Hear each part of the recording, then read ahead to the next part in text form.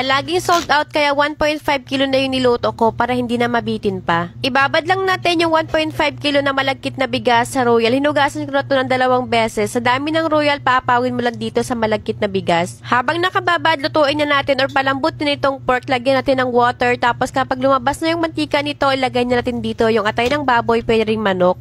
Balon-balunan na pinalambot ko na chorizo bilbao or Chinese sausage. Gisahin to at tutuin mo na ng maigi tapos ilagay natin yung garlic at onion. Pampalasa naman, isang pork cubes, magic sarap at kaunting paminta.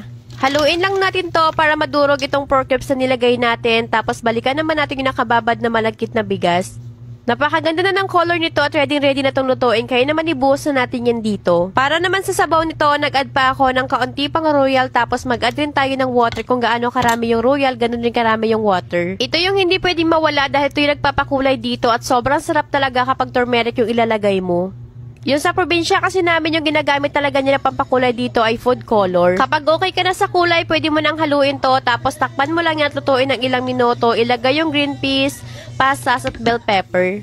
Haluin lang to ng maigi at pagkatapos takpan natin at lutuin mo natin to sa mahinang apoy hanggang sa maluto na talaga tuluyan yung bigas. Makalipas ng ilang minuto, tuluyan na nga naluto yung bigas at tingnan mo naman yan, napakaganda ng pagkaluto niya dahil saktong-sakto yung sabaw natin. Kinuha ko na nga rin yung tutong dahil gusto ko na talagang kumain dahil napakasarap talaga nito kapag bagong luto tapos merong tutong.